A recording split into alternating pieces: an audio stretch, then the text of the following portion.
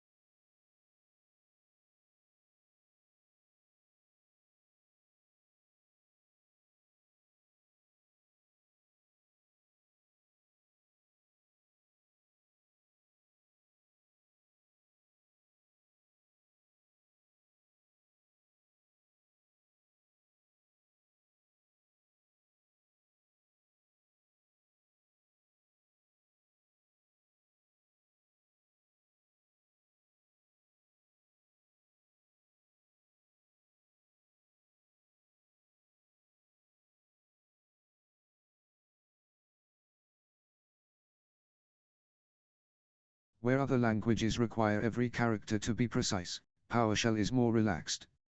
It's case insensitive, meaning that it doesn't care whether you accidentally type an upper or lowercase letter where you aren't supposed to. It interprets write output and write output the same way. The main things to watch out for are misspellings or having an extra or missing space. If an error occurs, it might look something like this.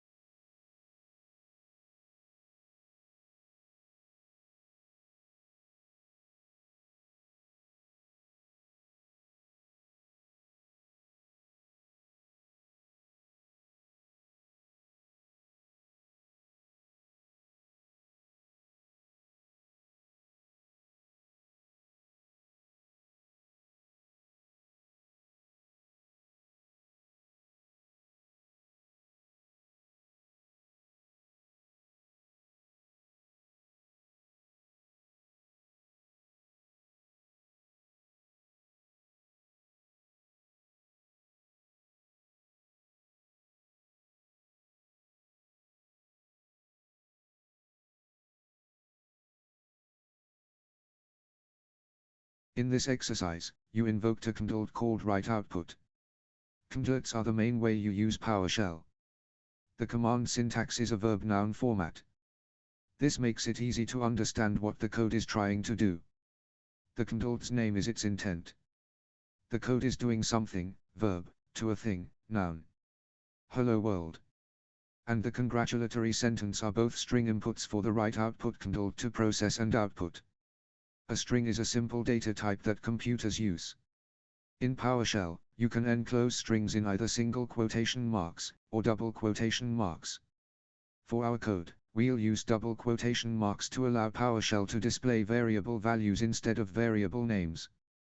You'll learn more about data types and how to define them in a later module. By using read host, You can write a message to prompt a user for input.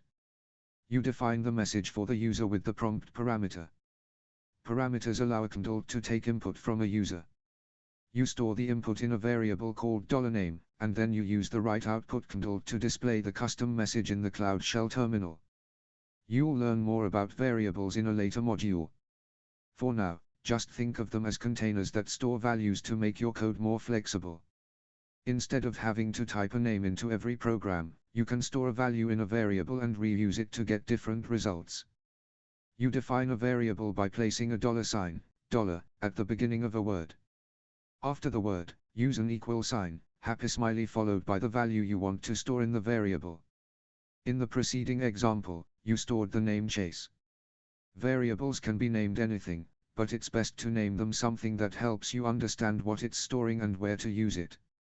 For example, $name is storing someone's first name. Many converts work much like the preceding example. A user provides input to the convert does something, and then the convert produces an output. This process can be something like writing to the output pane, computing an equation, changing something in the environment, or many other things. Let's take a moment to recap what you've learned in this first unit. Converts are the main way to interact with PowerShell. They are written in a verb-noun format. Parameters take input so that a convert can provide output or take action. PowerShell is a relaxed language. That is, it's case-insensitive by default. PowerShell errors can help you identify issues, and reading errors carefully can save you time. Variables are used to store values that you want to use dynamically in your programs.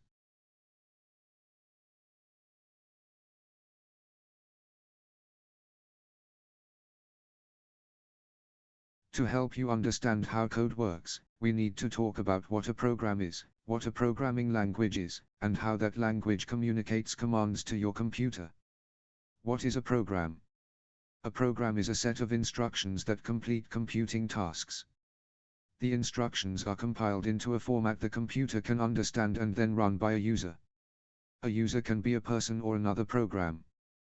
The computer executes the instructions in order, one line at a time, until there are no more lines to execute or the program is explicitly told to stop. Even the most basic programs do one or more of the following tasks: accepting input from a source. Input includes information that comes from a user who's typing on a keyboard or selecting controls on an interface. Is retrieved from a file. Is called from another program or network connection. Processing information, which includes performing logic, performing mathematical calculations, manipulating data input to produce new data, outputting results, which includes information that is displayed on a screen to a user, saved to a file, sent to another program. A program can take different forms for different purposes. A program can be a standalone application, such as a game, a text editor, billing software, and so on. A script, such as an advanced macro that executes inside another program to automate certain functionality. A combination of live code, equations, and data visualizations. An important feature of PowerShell is its built-in help system, which gives you easy access to information about PowerShell commands. If you get stuck as you're writing, you can look up help for commands or PowerShell concepts by using the get help command. For example, to see all the details about the write output command, you can type and run the following command.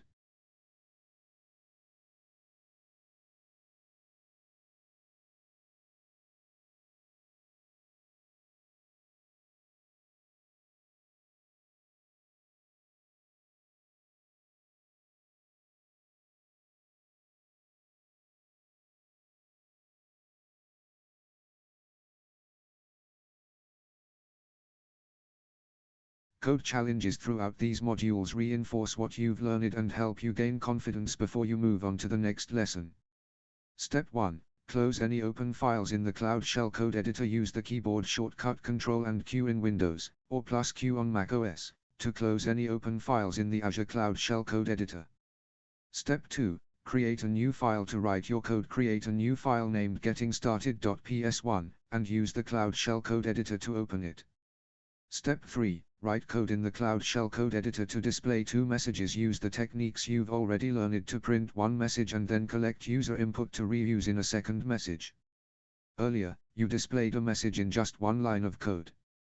You then requested input from a user and then reused that value to print a custom message. Use both techniques for this challenge. No matter how you do it, your code should produce something like the following output. In this example, replace the placeholder text and with values that you choose.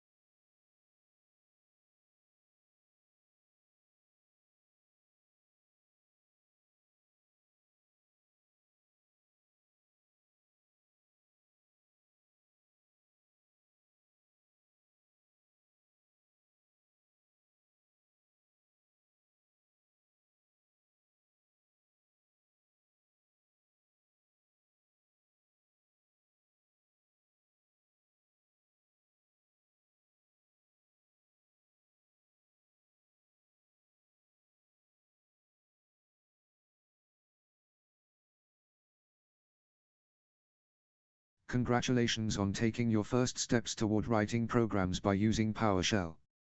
In this module, your goal was to become familiar with PowerShell syntax and to write code that takes input from a user and outputs it to the console. You learned what programming languages are and how they communicate to the computer. You wrote your first programs by using basic PowerShell syntax elements, such as converts, parameters, and variables. You learned how to display string data to the console and receive string input from users. And you learned what to look for when you find errors in your code.